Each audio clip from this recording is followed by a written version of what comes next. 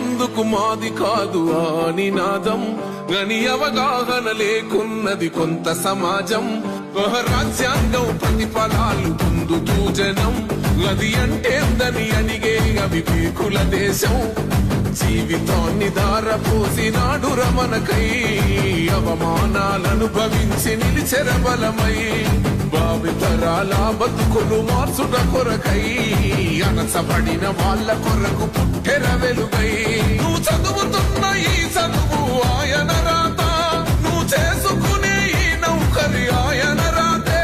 నువ్వు పొందే ఏ పదవైనా ఆయన భిక్షే